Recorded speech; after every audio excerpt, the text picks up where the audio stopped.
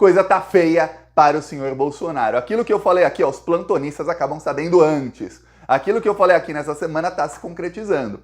Cada vez mais entrevistas e entrevistas de ministros, de autoridades sobre os atos do dia 8 de janeiro. Tá chegando o dia 8 e tá chegando a hora da prisão de alguns membros aí da cúpula do bolsonarismo. Não sabemos quais, não sabemos quando, mas tá chegando. Olha, ontem liguei o celular, primeira coisa que eu vejo era notícia Alexandre de Moraes ali, pá, detonando o Bolsonaro. Anteontem, ligo assim o celular de manhã, primeira coisa o Alexandre de Moraes, pá, detonando o Bolsonaro em outra entrevista. Você fala, pá, entrevistas que repercutem em toda a imprensa. Aí, hoje, ligo o celular, Gilmar Mendes, dizendo que o Bolsonaro é responsável sim pelos atos e que é inequivocadamente responsável. Veja bem, inequivocadamente responsável é o seguinte, não há dúvidas da responsabilidade do Jair Bolsonaro pelos atos terroristas do dia 8 de janeiro do ano passado, segundo o ministro do STF, Gilmar Mendes. Gilmar Mendes, amigão do Procurador-Geral da República, Paulo Gonet. Então veja onde está chegando para o Bolsonaro. E aí você vê mais uma entrevista, a entrevista do Gilmar Mendes foi para Reuters, essa entrevista vai ser veiculada no mundo inteiro, um ministro do Supremo Tribunal Federal do Brasil dizendo, olha, aquela tentativa de golpe no Brasil ano passado, estão lembrados aí para os estrangeiros, né? Então, segundo o Supremo Tribunal Federal aí, um ministro dizendo, o responsável é o Bolsonaro.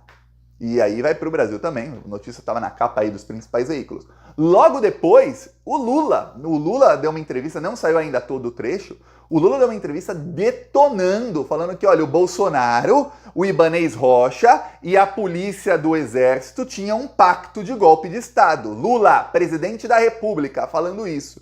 E aí, o dia inteiro de cobertura, você assiste a Globo, é só isso. É só golpe de Estado, o golpe de Estado é pancadaria pra cima do Bolsonaro. Ou seja, como eu tinha dito, os plantonistas estavam sabendo antes, falei no finalzinho do ano passado, vai começar 2024 e vai começar pegando fogo. E esse pessoal vai jogar gasolina na fogueira. Não vão parar de jogar gasolina na fogueira, viu? Não vão deixar abaixar a fogueira. No ano passado eu estava abaixando a fogueira porque estava o Augusto Aras, aí estava uma mega articulação para ver quem seria o indicado do Lula para o STF e para a Procuradoria-Geral da República. Essa mega articulação demorou um tempão, aí entre setembro até o meio de dezembro ficou nisso, aí o Lula só foi indicar no finalzinho de novembro, aí depois a articulação para serem aprovados no Senado, ou seja, tudo se paralisou por praticamente, se colocar aqui, paralisou até agora, 4 meses. Se você pensar que o ano realmente só começa depois do Carnaval, põe 5. Então, tudo se paralisou por conta disso. Até então,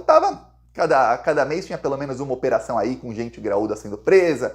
Num mês era o Tenente Coronel Cid, no outro mês foi o Silvinei, aí teve operação contra o Marcos Duval, teve operação contra o Ossef, teve operação contra o General Cid, o próprio Bolsonaro em agosto teve operação da Polícia Federal na casa dele. Então, você vê que a coisa estava andando. Aí parou por conta disso. Agora voltou. E voltou com tudo. E aí o Gilmar Mendes, vou mostrar já um trecho da entrevista dele. Eu não posso mostrar tudo porque a Reuters tira o meu vídeo do ar. Mas vou mostrar aqui um trecho de alguns segundos da entrevista dele, onde ele fala o principal argumento. Ele fala vários que eu vou externar aqui no vídeo, mas ele falou um dos principais ali, que é um argumento que tem prova, que não tem como você falar, nossa, mas foi só uma palavra do Bolsonaro da boca pra fora. Não. Porque uma coisa é eu chegar e falar assim, nossa, eu vou te dar um soco. Outra coisa é eu chegar e te dar um soco. São duas coisas completamente diferentes. No caso, uma coisa era o Bolsonaro falar, olha, as urnas não funcionam, tá cometendo crime. Tá, já estava cometendo crime. Outra coisa é o Bolsonaro fazer isso aqui que Gilmar Mendes vai narrar para você. Não sou eu, é o Gilmar. Vocês, Gilmar Mendes. O que estava em jogo não era a dúvida que tivessem em relação à urna eletrônica. Era a busca de um pretexto para um caso de um resultado desfavorável. Isso fica muito evidente quando o Bolsonaro, depois do segundo turno, impugna o resultado das eleições só em relação às eleições presidenciais e só onde ele tinha perdido.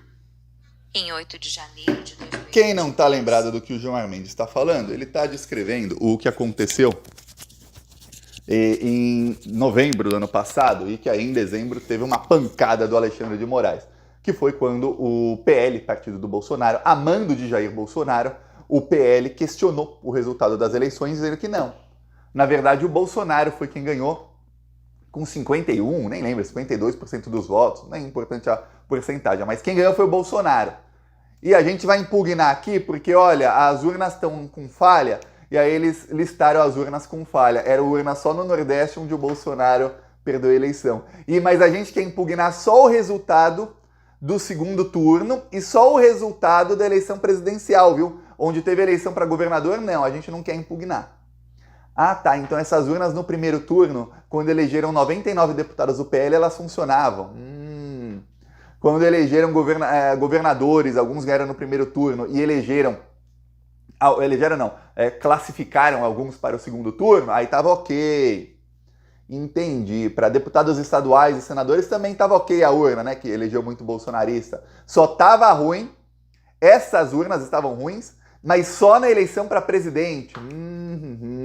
E o Valdemar da Costa Neto, né? O PL, não foi o Valdemar, o PL é o partido que é dele. O PL fez isso baseado em informações de uma live que um argentino fez ao lado do Eduardo Bolsonaro, um amigo do Eduardo Bolsonaro. Só que essas informações, elas são as mesmas que o próprio Jair Bolsonaro falou numa live em junho de 2021, que foi a live que começou ali a atiçar os bolsonaristas para tentarem golpe no dia 7 de setembro de 2021. E aí, você vê, peraí, então Bolsonaro divulgou aquelas informações primeiro, logo depois da eleição, ou seja, um ano e pouco depois, as mesmas informações foram requentadas em fake news, lembre-se, fake news. Eles pegaram ali, então nem dá para chamar de informação, é desinformação. Eles pegaram dados fake para falar que em 2014 já tinha fraude nas urnas, que a Dilma perdeu do Aécio, e que, na verdade, a fraude estava comprovada ali também em 2022. Aí, logo depois da eleição de 2022, requentaram aquilo para falar que em 2022 foi igual.